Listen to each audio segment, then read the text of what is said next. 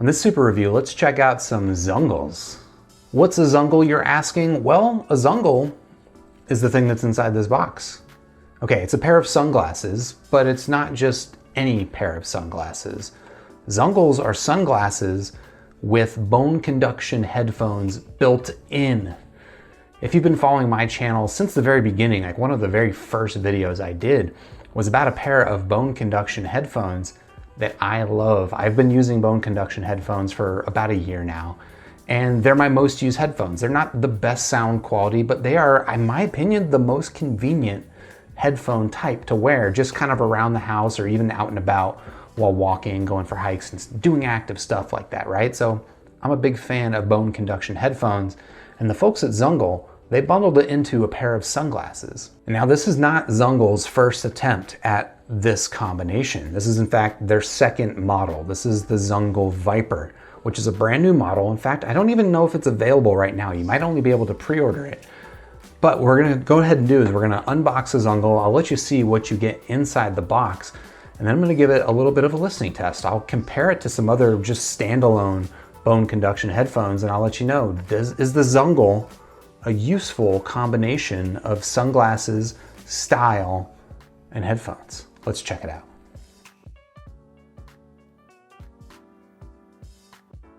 All right, we have the Zungle here in a box covered in tape.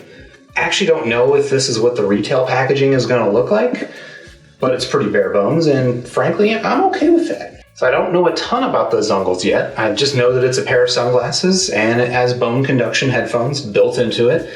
I know that the battery life is not great, at least the claimed battery life. It's about 4 hours of listen time, which, you know, it's on the low end for a pair of Bluetooth headphones, but 4 hours is enough probably to get you through a day. See specs on this box, there is nothing. So let's go ahead and let's crack it open.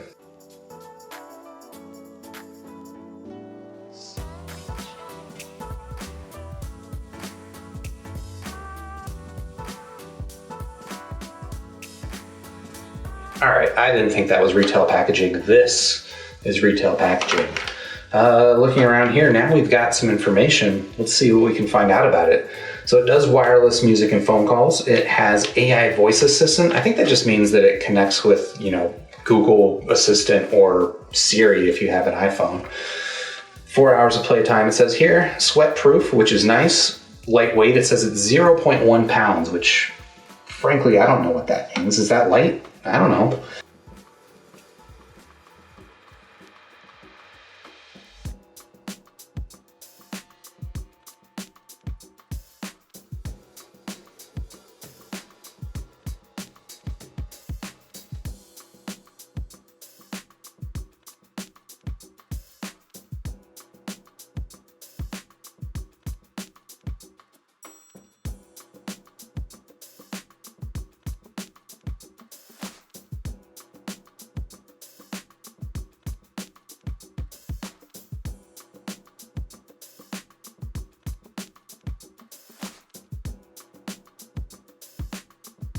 All right, so what do you get in the box of the Zungle Viper? First of all, this packaging right here is surprisingly satisfying. This is just like a little cardboard, almost like an egg carton or something like that, but that is surprisingly satisfying. All right, anyway, what you get is you get this unique charging cable, which has got USB on one end, and on the other end, it's got this proprietary port that I think, yeah, it looks like it plugs into either end of the headphone like that, and that's how you charge it. That's interesting.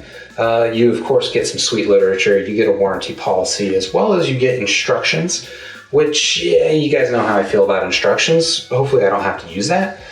And then apart from that, there's not much else here. You do get the sunglasses themselves, and it looks like I was sent the gray model, which I think looks pretty nice. So the Zungle Viper is available in 3 colors. You can get it in gray, which is what I've got here. You can get it in black, and you can get it in white. The 3 different colors of glasses come with different colors of lenses, right? So these ones came with blue lenses, but they also do sell the lenses separately if you wanted to swap it out for just like a pair of smoke lenses, or let's see what other colors they've got. They've got green, purple, orange, red, whatever you want to do. You can make these look however you want. Looking around the headset, it is indeed lightweight. It feels about the same weight as a pair of sunglasses. You know, it doesn't really feel like it's much heavier than a normal pair of sunglasses, which is a nice touch. The arms are a little bit chunkier than normal, and you can see that these things don't actually fold very flat, right? That's about as flat as they fold. Doesn't seem to matter which way I do it.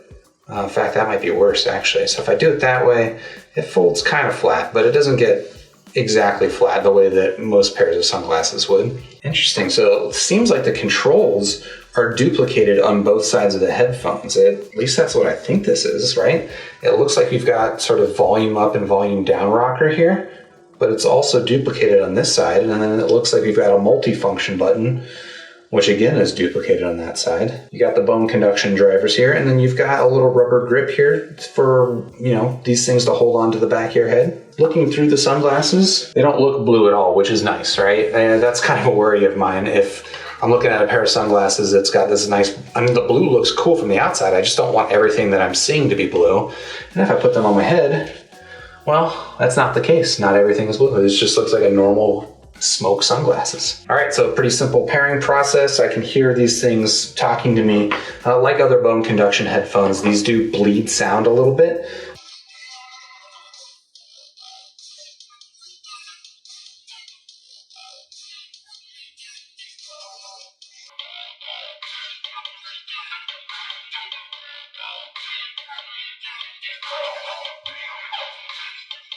Still not sure exactly how loud they are right now. These might be at max volume, they might be at min volume, I don't know.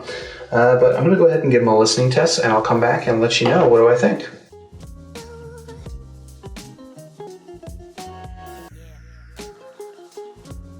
All right, so I've spent some time with the Zungle Vipers, did a little bit of wearing around the house, but also I took them outside, went for a ride in my drop top Miata. Yeah, I'm that kind of guy, sorry. Wore them around the mall and I've got some thoughts. So because this is a hybrid product, it's attempting to be, you know, a pair of sunglasses and it's attempting to be a pair of bone conduction headphones. I'll kind of review both of those aspects of it, all right? So to start with is glasses, and that's probably the thing that these things do best is be glasses. I think they're pretty decent looking glasses. You know, it's not necessarily the style that I would wear personally, but I think it's a perfectly handsome pair of glasses. If I saw someone walking down the street with them, I wouldn't think anything of it. I think they're nice looking glasses. I kind of like the matte gray color.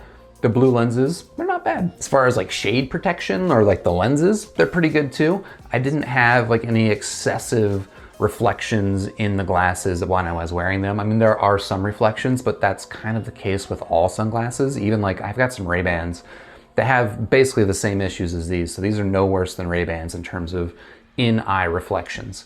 The lenses, actually interestingly, I didn't expect this, the lenses are polarized, which for some people is gonna be a really nice bonus. For me, I actually don't prefer polarized lenses, mostly just because the polarization can interfere when you're looking at like a smartphone screen or if you're looking at like the back of a camera or something like that. So for me, not the biggest fan of polarized lenses, but I'm not gonna hold that against it because I know a lot of people like polarized lenses and I know a lot of people will pay extra for polarized lenses. So these are polarized. If that's what you want, there you go. I think the build quality is pretty nice. They're a little bit chunky just in terms of like the arms are a little bit thicker than you would get on a normal pair of sunglasses like this, but it mostly feels like a normal pair of sunglasses.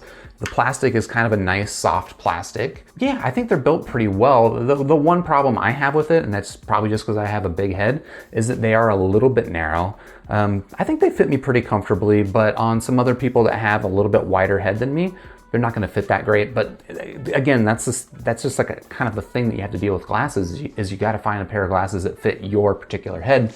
If your head is smaller than mine, these things will probably fit you pretty well. As far as glasses, the one thing that these things don't do very well is fold up. You can see that if I fold them up, they're not very compact, so they're not super portable. It becomes an issue if I'm like not wearing the sunglasses and I wanna tuck it into my shirt and have it just hang on my shirt. It sticks out quite a bit. It's not very comfortable, not very convenient. And then also they don't fit in any glasses cases that I have, including like the little top bin in my wife's car. They don't fit there. As a pair of headphones, as a pair of bone conduction headphones, unfortunately, this is where the Zungles really fall apart. They're just not that great. Now, for starters, if you haven't used bone conduction headphones before, you do have to adjust your expectations. these are never going to sound as good or precise or loud as a pair of like in-ear monitors, all right? These are bone conduction. There is some loss of fidelity there.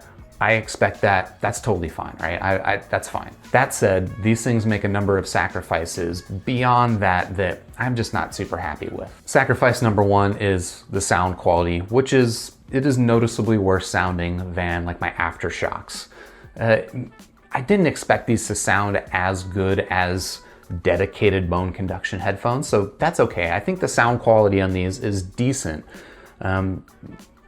It's not great for music, but it is pretty good for podcasts, right? So if you're looking for something to listen to podcasts, and I think bone conduction headphones are the best for podcasts, these things can get the job done. Just the sound is, it's a little tinny, it's pretty thin, not a lot of bass, but you know, some of that you expect with bone conduction, but again, these just are not the best bone conduction headphones I've heard. The other big sacrifice that these make in terms of sound is just the volume in general doesn't get loud enough.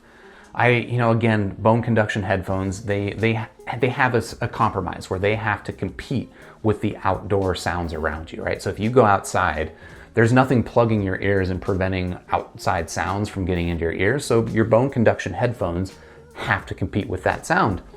The Aftershocks do a pretty good job of it, but I mean, even in like extreme sounds, you can't hear the Aftershocks.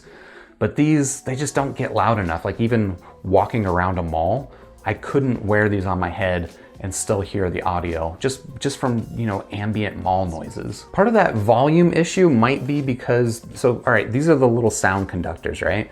And what they do is they touch up against your skull and they transmit sound through the bones into your ear. That's the way that bone conduction works. And part of the problem I think with the volume is that these little conductors don't actually touch the sides of my head. If I'm wearing them, I don't know, you probably can't tell here on the camera, but there is a gap between the conductor and the side of my head to the point that it doesn't make contact and it just ends up being a small little speaker floating out in space that has nothing to do with bone conduction. That particular issue might be specific to me and the shape of my head, but there were 3 people in my house the other day. We all tried them on and 2 out of 3 people, 2 out of 3 people had that same issue. So I don't think that it is just my weird head.